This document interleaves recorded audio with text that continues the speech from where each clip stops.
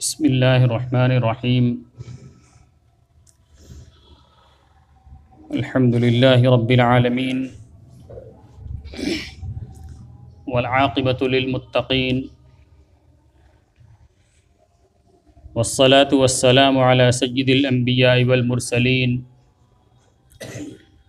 سیدنا و مولانا محمد وآلہ واصحابہ اجمعین اما بعد فاعوذ باللہ من الشیطان الرجیم بسم اللہ الرحمن الرحیم لقد كان لكم في رسول الله أسوة حسنة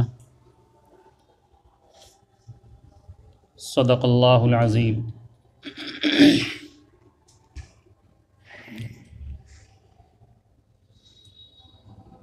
میرے بھائیوں، دوستوں، بزرگوں، میں نے خطبہ کے بعد قرآن پاک کی جو آیت پڑھی ہے، یہ آیت آپ حضرات نے بیانات کے اندر بارہا سنی ہوں گی، اور جس کا مفہوم یہ ہے کہ رسول اللہ صلی اللہ علیہ وسلم کی ذات کے اندر انسانیت کے لیے ہر اعتبار سے نمونہ رہبری موجود ہے۔ اللہ تبارک و تعالی نے جناب رسول اللہ صلی اللہ علیہ وسلم کو جامع الکمالات بنایا ہے۔ آپ کے اندر تمام اوصاف حمیدہ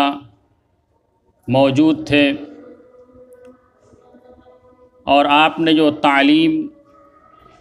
دنیا والوں کے سامنے پیش کی، اس کے اندر ساری انسانیت کے لیے، یعنی قیامت تک آنے والے انسانوں کے لیے ہر حالات کے اندر مکمل رہبری موجود ہے، اور اس کے اندر وہ تعلیم ہے جو انسان کی فطرت کے عین مطابق ہے، کہ انسان جس فطرت کے اوپر پیدا کیا گیا ہے، اس کے تمام تقاضے کو اس دین کے اندر ان تقاضوں کی مکمل رعایت کی گئی ہے۔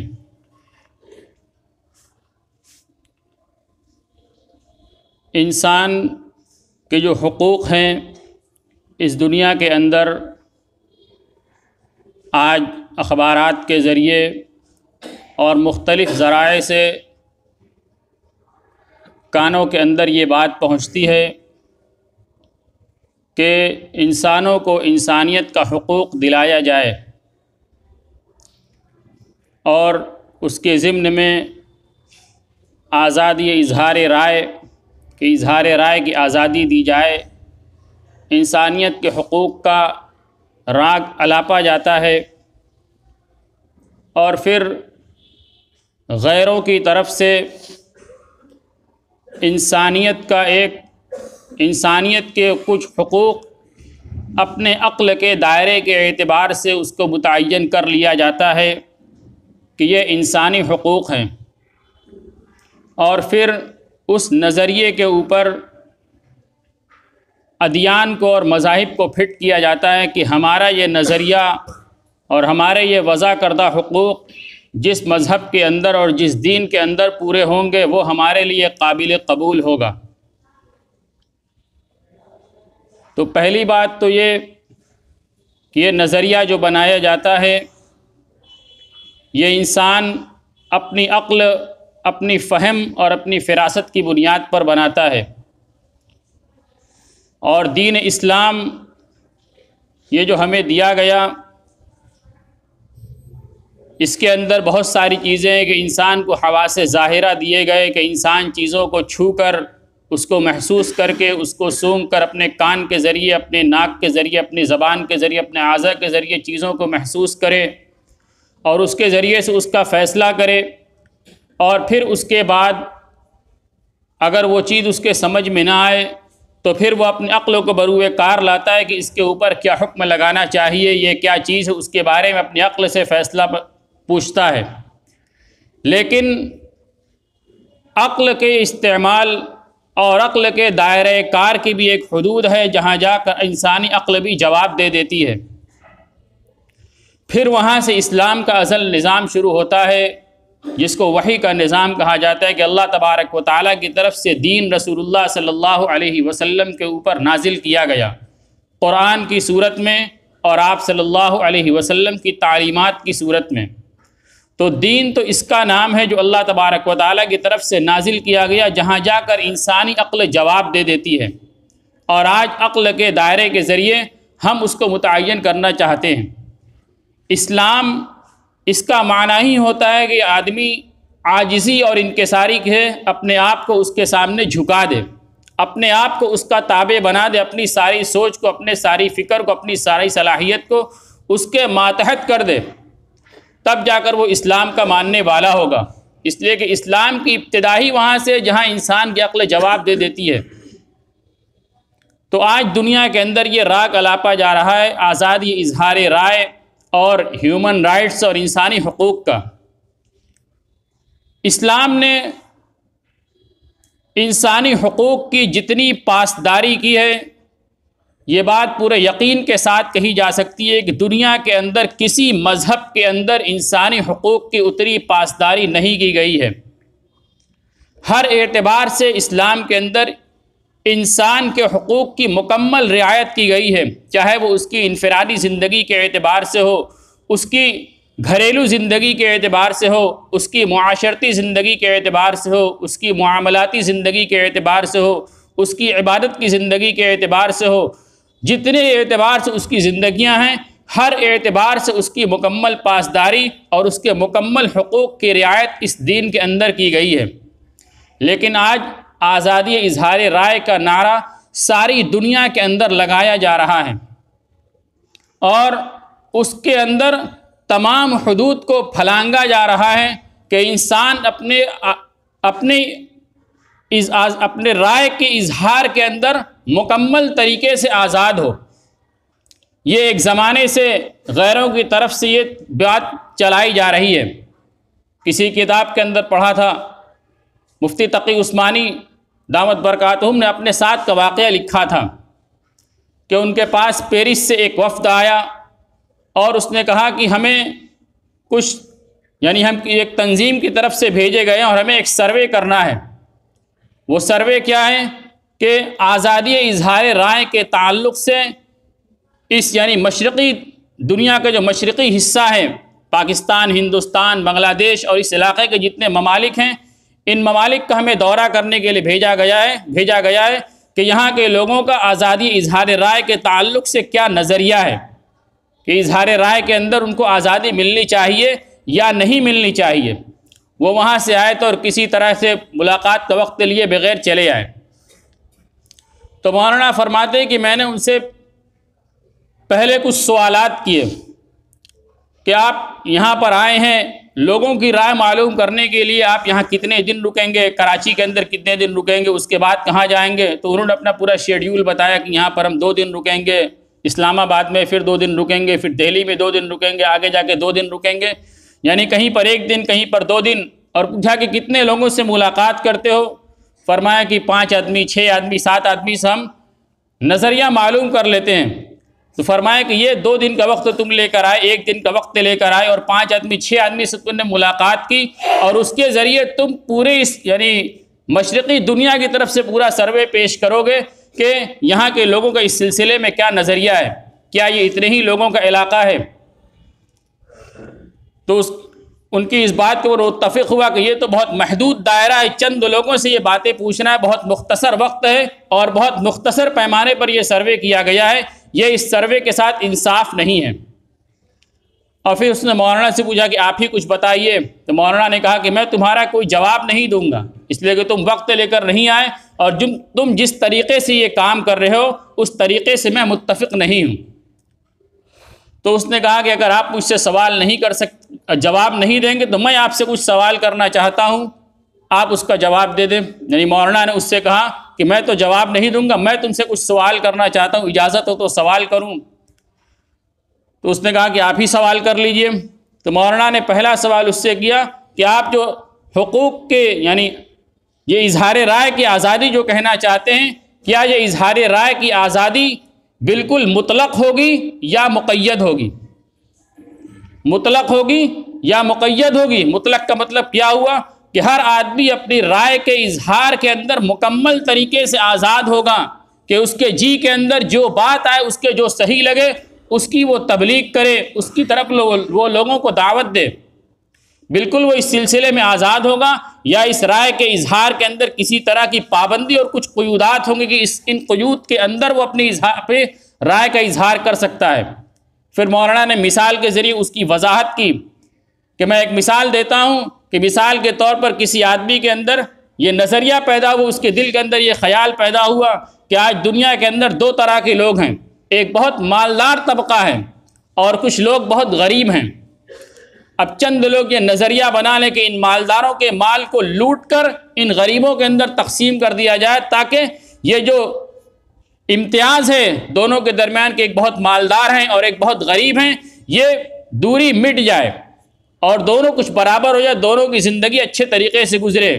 کیا اس رائے کے اوپر تو متفق ہو گئے ان کا مال لوٹ کر ان کو دے دیا جائے؟ اپنی اس آزادی رائے کے اندر وہ آزاد ہوں گے، یا اس کے اوپر کچھ بند لگائی جائے گی کہ وہ لوگوں کو اس کی طرف دعوت دے، لوگوں کو اس کے اوپر آمادہ کرے، اس کی تبلیغ کرے، ان کے اس نظریے کی تبلیغ کرنا درست ہوگا؟ تو اس نے کہا کہ اس طریقے کے نظریے کی تبلیغ کرنے کو بالکل بھی درست نہیں کہا جا سکتا کہ جو آدمی کے جی میں آئے، جو اپنے من میں متعین کر لے، پھر اس کی تبلیغ کرے اور لوگوں کو اس کی طرف دعوت دے، بلکہ ہر تبلیغ کے لیے، ہر رائے کے اظہار کے لیے کچھ قیود اور پابندیاں ہونی چاہیے کہ آدمی کچھ قیودات کے دائرے کے اندر اپنی رائے کا اظہار کرے۔ تو پھر مولانا نے اس سے سوال کیا کہ تم نے جو سروے شروع کیا ہے، کیا اس کی تم نے کچھ قیودات متعین کی ہیں کہ یہ سروے جو ہمارا ہوگا اور ہمارا جو لٹریچر تیار ہوگا اس کی کچھ حدود ہوں گی؟ تو اس نے کہا کہ ایسی کوئی حدود متعین نہیں کی گئی ہیں۔ تو پھر مولانا نے کہا کہ آپ واپس جائیے اور پہلے اس کی حدود کو متعین کیجئے، اور جب حدود متعین کر لیجئے گا تو میرے پاس وہ کتابچہ بھیج دیجئے گا۔ اور مولانا نے پھر اس کو چیلنج بھی کیا کہ تم اپنے سارے دماغوں کے ذریعے ان حدود کو متعین نہیں کر سکتے، تمہارے بس کے اندر ان حدود کو متعین نہیں کرنا ہے جب تک تم اسلام کی تعلیم سے اس کو اخذ نہیں کرو گے۔ جناب رسول اللہ صلی اللہ علیہ وسلم نے انسانیت کے بنیادی حقوق کو اسلام کے اندر بیان فرمایا ہے کہ وہ انسانی حقوق کیا ہیں، انسان کہاں تک آزاد ہے اور کہاں تک وہ پابند ہے۔ ہر طرح کے حقوق کی پابندیاں دی گئی،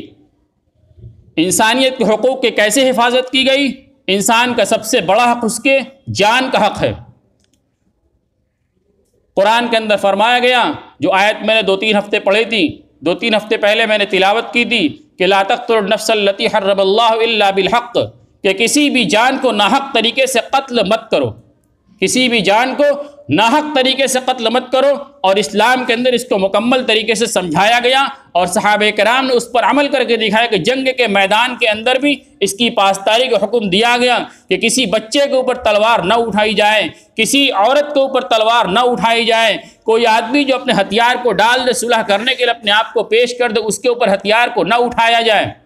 اسلام نے جو قیودات رکھی ہیں مکمل اس کی پابندی کی گئی، جو جنگ کے لیے بروئے کار ہوگا اسی کے اوپر تلوار اٹھائی جائے گی۔ تو جان کی حفاظت، اس کے حقوق کی پاسداری کی گئی، مال کے حقوق کی پاسداری کی گئی کہ کسی کے مال کو ناحق طریقے سے نہ کھایا جائے، کسی کے مال کو ناحق طریقے سے نہ کھایا جائے۔ اور اس کی بھی مثال صحابہ کرام نے اپنے عمل کے ذریعے اور اپنی سیرت کے ذریعے لوگوں کے سامنے پیش کی۔ غزوہ خیبر کے موقع پر جب خیبر کے قلعے کا محاصرہ ہو گیا تو اس کے اندر واقعہ لمبا ہے، میں وقت پورا ہو رہا ہے، مختصراً اس کو عرض کروں کہ اس قلعے کے اندر ایک چرواہا تھا، اس چرواہے نے رسول اللہ صلی اللہ علیہ وسلم کا تذکرہ سن رکھا تھا کہ ایک نبی ہے جو اس چیز کی طرف لوگوں کو دعوت دیتے ہیں۔ جب محاصرہ ہو گیا تو اس چرواہے نے سوچا کہ ہمیں چل کے ملاقات کرنی چاہیے۔ وہ چرواہا قلعے سے نکلا اور رسول اللہ صلی اللہ علیہ وسلم کی تلاش میں پہنچا، صحابہ کرام سے پوچھا، صحابہ کرام نے رہبری کر دی کہ فلاں خیمے کے اندر موجود ہے۔ تو آپ صلی اللہ علیہ وسلم کی سادگی کو دیکھ کر پہلے تو اس کو یقین نہیں ہوا کہ اس عام خیمے کے اندر ایک نبی موجود ہو سکتا ہے، جناب رسول اللہ صلی اللہ علیہ وسلم کی ذات موجود ہوگی۔ لیکن صحابہ کرام نے کہا کہ اسی کے اندر ہیں، وہ تشریف لے گیا۔ اور پھر اس نے رسول اللہ صلی اللہ علیہ وسلم سے پوچھا کہ آپ کس چیز کی تعلیم دیتے ہیں؟ آپ صلی اللہ علیہ وسلم نے اس کی اسلام کی مختصراً تعلیم سنائی کہ اس چیز کی تعلیم دی جاتی کہ اللہ ایک ہے، نماز قائم کرو، ساری تعلیمات اس کو مختصر طور پر سکھائیں۔ پھر اس نے پوچھا کہ اگر میں اسلام قبول کر لوں تو میرا کیا ہوگا، مجھے کیا حق دیا جائے گا؟ فرمایا کہ تمہارے ساتھ تم میرے بھائی بن جاؤ گے، اور جو ان ساروں کے حقوق ہیں وہ تمہارے حقوق بھی ہوں گے، تمہارے حقوق کی مکمل پاسداری کی جائے گی، تمہیں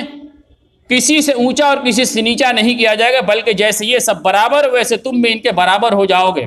اس کو یقین نہیں ہے کہ میں ایک چرواہا، میں ایک غلام، میں ایک کالا کلوٹا آدمی، اور اسلام قبول کرنے کے بعد مجھے ان کے بالکل برابر درجہ دیا جائے گا۔ اس نے پھر پوچھا، رسول اللہ صلی اللہ علیہ وسلم نے کہا کہ تمہارے درمیان کوئی فرق نہیں ہوگا۔ اس نے اسلام کو قبول کر لیا، اور اسلام کے قبول کرنے کے بعد میں عرض کر رہا تھا کہ مال کا حقوق، مال کی حفاظت کا حقوق کہ اسلام نے اس کی کیسے پاسداری کی ہے۔ اس چرواہے کے پاس اپنے یہودی آقا کی کچھ بکریاں تھیں، اور جنگ کا میدان ہے، محاصرہ ہو چکا ہے، اور اس کے پاس بکریاں موجود ہیں۔ وہ رسول اللہ صلی اللہ علیہ وسلم کے پاس آ کر اسلام قبول کرتا ہے۔ اس کے بعد رسول اللہ صلی اللہ علیہ وسلم نے اس سے کہا کہ تمہارے پاس یہ جو بکریاں ہیں، پہلے ان بکریوں کو تم واپس کر کے آؤ۔ یعنی اس نے پوچھا کہ اب آگے مجھے کیا کرنا ہے؟ تو آپ نے کہا کہ تمہارے پاس یہ جو معاہدے کی بکریاں ہیں، تمہاری یہ بکریاں نہیں، یہ تمہارے آقا کی بکریاں ہیں، پہلے ان کو واپس کر کے آؤ، اس کے بعد آگے کا کام کیا جائے گا۔ یہ مال کی حفاظت ہے۔ اسی طریقے سے آبرو کی حفاظت اسلام کے اندر سکھائی، آبرو کا حق دیا گیا کہ انسان کی آبرو یہ اس کا کتنا بڑا حق ہے۔ ایک مرتبہ جناب رسول حضرت عبداللہ بن مسعود رضی اللہ تعالیٰ عنہ جو افقہ الصحابہ ہیں، وہ رسول اللہ صلی اللہ علیہ وسلم کے ساتھ بیت اللہ کا طواف کر رہے تھے۔ رسول اللہ صلی اللہ علیہ وسلم نے اس دوران خانہ کعبہ کو خطاب کر کے کہا تھا کہ اے کعبہ، تو بہت محترم ہے، تو بہت مقدس ہے، تو بہت محترم ہے، تو بہت مقدس ہے، لیکن دنیا کے اندر وہ بھی ہیں جو تم سے بھی زیادہ محترم ہیں۔ حضرت عبداللہ بن مسعود رضی اللہ تعالیٰ عنہ نے پوچھا کہ وہ کون ہے؟ فرمایا کہ مسلمان کی عزت اور اس کی آبرو، مسلمان کی عزت نفس اور آبرو، اس کی اہمیت اس خانہ کعبہ سے زیادہ محترم ہے۔ مسلمان کی عزت کا ڈھا دینا یہ خانہ کعبہ کے ڈھا دینے سے بڑھ کر ہے۔ یہ آبرو کا حق اسلام کے اندر دیا گیا۔ میرے بھائیو، دوست، بزرگوں، آج اس تعلق سے یعنی لوگوں کی آبرو کو نیلام کرنے کے تعلق سے آج ہمارے معاشرے کے اندر بلکہ پورے ہندوستان کے اندر کیا کھیل کھیلا جا رہا ہے کسی سے مخفی نہیں ہے۔ کسی کو کسی نے کیا حق دیا ہے کہ وہ کسی کی عزت کے ساتھ کھلواڑ کرے؟ اللہ تبارک و تعالیٰ کی نگاہ میں ایک مومن کی عزت اس مقام کے اوپر ایک خانہ کعبہ سے بڑھ کر اس کی عزت کو بیان کیا جا رہا ہے، اور آج پوری دنیا کے اندر مسلمانوں کی عزت کے ساتھ جو ننگا ناچ کھیلا جا رہا ہے، سرے بازار اس کو نیلام کیا جا رہا ہے۔ میرے بھائیو، دوست، بزرگوں، کیا یہی اسلامی تعلیمات ہیں؟ کیا اسلام نے ہمیں یہی سکھلایا ہے؟ ہمیں تو یہ سکھلایا گیا تھا کہ اگر ہمیں کسی کا عیب معلوم بھی ہو جائے تو ہم اس کی پردہ پوشی کریں، تاکہ اللہ تبارک و تعالیٰ کل قیامت کے میدان کے اندر ہمارے عیب کو چھپا لے۔ اللہ تبارک و تعالیٰ ہمارے عیب کو چھپا لے، جس دن عیب کو چھپانے کی سب سے زیادہ محتاج ہم ہوں گے۔ آج ہر ایک عیب کو اچھالا جا رہا ہے اور اس کو اپنا ہنر سمجھا جا رہا ہے کہ ہم اس کو سرے بازار نیلام کر رہے ہیں، اپنا ہنر سمجھ کر اس کو اچھالا جا رہا ہے۔ میرے بھائیو، دوستو، بزرگوں، یہ اپنے ایمان یعنی اپنا نقصان ہے، اپنے ہاتھوں اپنے پاؤں کے اوپر کلہاڑی مارنا ہے۔ اسلام نے حقوق کی حفاظت کی اور اس کو سکھلایا ہے، قدم قدم پر اس کی رہبری کی ہے، اور اسلام کے اندر مسلمانوں کی آبرو کو اتنی بڑی چیز بیان کی گئی ہے کہ اس کی حفاظت کی جائے۔ اور اس کے بعد اور بھی ہے، اسلام نے عقیدے کی حفاظت کے بارے میں بیان فرمایا کہ اگر کوئی شخص اسلام جب تک اس نے قبول نہیں کیا ہے، وہ یہودی ہے، نصرانی ہے، دوسرے مذہب کا ماننے والا ہے، اس کو اسلام قبول کرنے کے اوپر بالکل بھی مجبور نہیں کیا جائے گا۔ لا اکراہ فی الدین، کہ اس کو دین اسلام قبول کرنے کے اوپر مجبور نہیں کیا جائے گا، اچھے انداز سے اس کو دین کی بات سمجھائی جائے گی، مجبور نہیں کیا جا سکتا۔ لیکن ایک شخص جب اسلام کو قبول کر لے گا اور اسلام کے قبول کرنے کے بعد اب وہ مرتد ہوگا یا دین کے اندر کسی طرح کی کوئی تحریف کرے گا، اب اس کو مجبور کیا جائے گا۔ اسلام کے دائرے کے اندر آنے کے بعد وہ اسلام کے حقوق کا پابند ہو گیا، اسلام سے پھرے گا تو اسلام سے پھرنے کی، مرتد ہونے کی اس کے اوپر سزا جاری کی جائے گی، اس کو ارتداد کے بدلے میں قتل کیا جائے گا۔ اسلام کو پیش کیا جائے گا، دوبارہ نہیں قبول کرے گا، اس کو مرتد ہونے کے بدلے میں قتل کر دیا جائے گا۔ کسی تحریف کا شکار ہوگا اس دین اسلام کے اندر، کسی طرح کی کوئی کجی کو وہ پیش کرے گا، اس کے اوپر انگلی رکھی جائے گی، جس کو کہا کہ آزادی اظہار رائے، اس کے بارے میں قیودات ہیں کہ وہ کچھ قیودات کا پابند ہے، ہر آدمی جو چاہے بول دے اور اس کے اوپر انگلی نہ رکھی جائے، یہ اسلام کی شان نہیں ہے۔ اسلام کچھ دائرے کے اندر ہے اور اس دائرے کے اندر جو چلے گا اس کو چلنے دیا جائے گا، اس دائرے سے باہر جو چلے گا اس کو چلنے نہیں دیا جائے گا، اس کو اسلام کی حفاظت اس کے ذریعے سے کی جائے گی، اس کے اوپر انگلی رکھی جائے گی۔ اللہ تبارک و تعالی ہم سب کو کہنے سننے صد عمل کی توفیق عطا فرمائیں۔ وآخر دعوانا ان الحمد للہ رب العالمین۔